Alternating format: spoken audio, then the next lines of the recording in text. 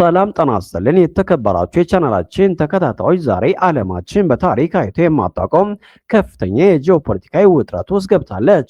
የመካከለኛው ምስራቅ የፖለቲካ ምድር በከፍተኛ ሁኔታ እየተናጠ ይገኛል። በአንካራ፣ በቴል አቪቭ፣ በዋሽንግተንና በቴህራን መካከል የሚደረገው የኃይል የበላይነት ሽሚያ አደገኛ ወደሆነ ደረጃ ተሻግሯል።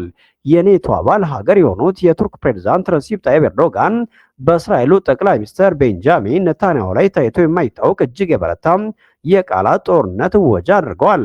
ኤርዶጋን እስራኤልን የከሰሱት በፖለቲካዊ ትችት ብቻ አይደለም፣ ይልቁንም እስራኤል የፍልስጤምን ሕዝብ ታሪክ እና ህልውና ከዓለም ሕዝብ አእምሮ ውስጥ ፈጽሞ ለማጥፋት የተቀናጀ ጥቁር ሴራ እየሸረበ ነው ሲሉ በዓለም አቀፍ መድረክ በይፋ ተናግረዋል። ነገር ግን ውጥረቱ በዚህ ብቻ አላበቃም። ከስክሪኑ ጀርባ እጅግ አስደናቂና ሚስጥራዊ የሆኑ የስለላ እንቅስቃሴዎች እየተካሄዱ ይገኛሉ።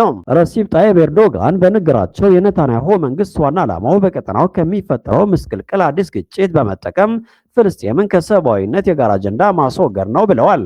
ነገር ግን ምንም ቢያደርጉ አይሳካላቸውም። የፍልስጤም ህዝብ ታግለው ሊያጠፉ ሲሞክሩ የፍልስጤም ጥያቄ በሰዎች ልብ ውስጥ የበለጠ እያደገ ይሄዳል ሲሉ በቁጣ ተናግረዋል። አክለውም ቱርክ ለሉዓላዊነቷ የጠበቀ የፍልስጤም ሀገር እንድትመሰረትና የሁለት ሀገራት መፍትሄ እውን እንዲሆን በሙሉ አቅሟ እንደምትታገል ቃል ገብተዋል። ኤርዶጋን በእስራኤል በኩል በኢየሩሳሌም የሚገኘውን ቅዱስ አልአክሳ መስጊድና በኬብሮን የሚገኘውን የኢብራሂም መስጊድ ታሪካዊና ሃይማኖታዊ ይዘት ለመቀየር የሚደረጉ ማንኛውም ጥቃቶችና ትንኮሳዎች በጽኑ አውግዘዋል። ይህም በሙስሊሙ ዓለም ዘንድ ትልቅ መነቃቃትን ፈጥሯል። ለመሆኑ በአንድ ወቅት የቅርብ ወታደራዊና የኢኮኖሚ አጋር የነበሩት ቱርክና እስራኤል እንዴት ወደ እንደዚህ አይነት አስከፊ ጠላትነት ውስጥ ሊገቡ ቻሉ? አዎ፣ ከዓመታት በፊት በአንካራና ቴል አቪቭ እጅግ በጣም የተቀራረበ ወታደራዊና የስለላ ግንኙነት ነበራቸው። ዛሬ ግን ያ ግንኙነት ሙሉ በሙሉ ወድሟል። የዚህ ትልቅ መበላሸት ዋነኛው ምክንያት ደግሞ ቱርክ ለሐማስ ድርጅት የምትሰጠው ያልተቋረጠ ፖለቲካዊና ፋይናንሳዊ ድጋፍ ነው። ቱርክ ለሐማስ የምታደርገው ድጋፍ ቡድኑ በቀጠናው ዘንድ ያለውን ቦታ አጠናክሮለታል። ሁኔታውን በቀላሉ ለመረዳት በህንድና በፓኪስታን መካከል ከፍተኛ ጦርነት ቢነሳና ቻይና ወይም ቱርክ ለፓኪስታን ዘመናዊ የጦር መሳሪያዎችን፣ ሚሳይሎችና የጦር ጀቶችን ብታቀርብ ህንድ ያንን ሀገር እንደ ቀጥተኛ ጠላቷ እንደምትቆጥረው ሁሉም እስራኤልም ቱርክን ለሐማስ የምታደርገውን ድጋፍ እንደ ቀጥተኛ የደህንነት ስጋትና ስትራቴጂካዊ ጠላትነት ነው የምታየው።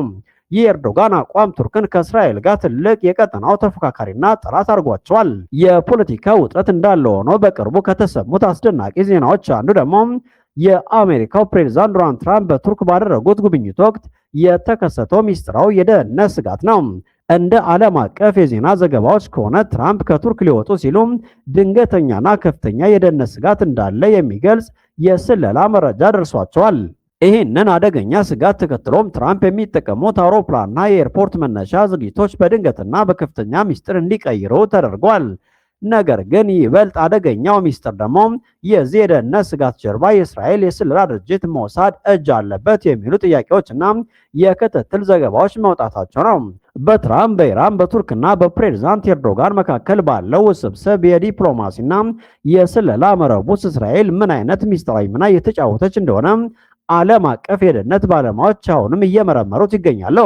በሌላ በኩል ደግሞ እስራኤል በቀጠናው ለሚገኙ ጠላቶቿ በተለይም ለኢራን እጅግ አደገኛ የሆነ ማስጠንቀቂያ አስተላልፋለች። የእስራኤል የኃይልና መሰረተ ልማት ሚኒስትር ኤሊ ኮሄን ከእስራኤሎች ቻናል 14 ጋር ባደረጉት ቃለ መጠይቅ እስራኤል ከኢራን ጋር የሚደረግ ማንኛውም የኒውክሌር ስምምነትን እንደማትደግፍ ገልጸዋል።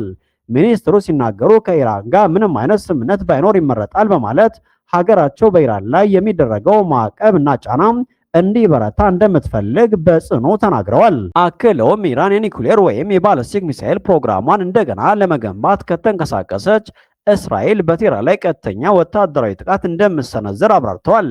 ከዚህም በላይ ሚኒስትሩ ኤሊ ኮሄን አስደናቂ መግለጫ በመስጠት የኢራን መንግስት በሚቀጥሉት ከ2 እስከ 3 ዓመታት ውስጥ ሙሉ በሙሉ ይወድቃል ሲሉ ትንቢታዊ ንግግር አድርገዋል። ኮሄን ሲናገሩ እስራኤል ለኢራን መንግስት መውደቅ ምክንያት የሚሆኑ ዘሮችን ቀብራለች በማለት በቴህራን የውስጥ ደህንነት ውስጥ እስራኤል ጥልቅ ስለላና የመሸርሸር ስራ መስራቷን ጠቁሟል። ውድ የቻናላችን ቤተሰቦች ታሪኩን በአንድ ላይ ስንሰበስበው የመካከለኛው ምስራቅ ዕጣ ፈንታ እጅግ አደገኛ መስቀለኛ መንገድ ላይ ይገኛል። በአንድ በኩል ኤርዶጋን ቱርክን የሙስሊም ዓለም እና የፍልስጤም አለኝታ አድርገው ለማቆም ከእስራኤል ጋር ግጭት ውስጥ ገብተዋል። በሌላ በኩል ደግሞ እስራኤል በኢራን ላይ በሐማስ ላይ የመጨረሻውን የሞት ሽረት እርምጃም ለመውሰድ እየተዘጋጀች ነው። እንግዲህ ውድ የቻናላችን ተከታታዮች ይህንን ሁሉ የተወሳሰበና ዓለምን እያንቀጠቀጠ ያለ የጂኦፖለቲካ እውነታ ማን ላይ አጣብቀን ስንመለከተው የምንኖርበት ዓለም ምን ያክል በአደገኛ መስቀለኛ መንገድ ላይ እንደቆመ እንረዳለን። በምስራቅ በኩል የቱርክ ፕሬዝዳንት ረሲፕ ጣይብ ኤርዶጋን የፍልስጤምን ህልውና ከዓለም አቀፍ አጀንዳ ለማጥፋት የሚደረገውን ማንኛውም ሴራ እጋፈጣለሁ በማለት ቅዱስ ስፍራዎችን ለመጠበቅና የሁለት ሀገራት መፍትሄን እውን ለማድረግ የወሰዱት ቁርጠኛ አቋም ቱርክ ከእስራኤል ጋር ወደ ቀጥተኛ የፊት ለፊት ጠላትነት ውስጥ ከቷታል። በሌላ በኩል ደግሞ የአሜሪካው ፕሬዝዳንት ዶናልድ ትራምፕ የቱርክ ጉብኝት ወቅት የተከሰተውና የእስራኤል የስለላ ድርጅት ሞሳድ እጁ አለበት ተብሎ የሚጠረጠረው ሚስጥራዊ የደህንነት ስጋት ከጀርባ ያለው የስለላና የሴራ ፖለቲካ ምን ያክል ጥልቅና አደገኛ እንደሆነ ግልጽ ማረጋገጫ እንደሆነ ታውቋል። በላያቸው ላይ ደግሞ የእስራኤል ከፍተኛ ባለስልጣናት በኢራን ላይ የውድቀት ዘር ዘርተናል በማለት የቴህራን መንግስት በ2 ወይም በ3 ዓመታት ውስጥ ይወድቃል ሲሉ የሰጡት አደገኛ ማስጠንቀቂያ መካከለኛው ምስራቅ ወደ ታላቅና ሊታገስ ወደማይችል የኒውክሌርና የሚሳኤል ጦርነት እያመራ መሆኑን ያሳያል። ይህ ሁኔታ በቀጠናው ላይ ብቻ ሳይሆን በመላው ዓለም ኢኮኖሚ፣ ሰላምና የኃይል አስተላለፍ ላይ ታይቶ የማይታወቅ ታሪካዊ መናወጥን መፍጠሩ አይቀሬ ነው።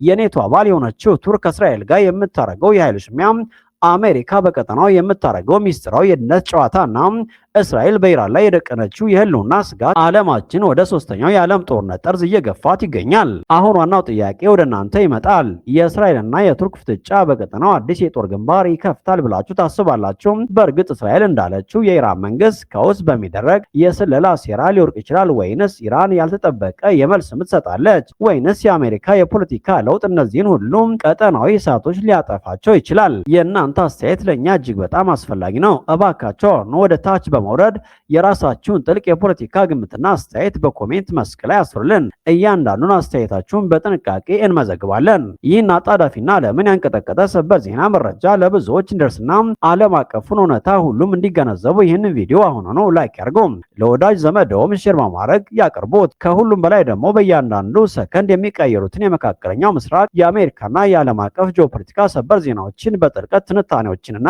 ሚስጥራዊ የደህንነት ዘገባዎችን በፍጥነት ለማግኘት የእኛን የዩቲዩብ ቻናል ሰብስክራይብ ማድረጋችሁን እንዳትረሱም።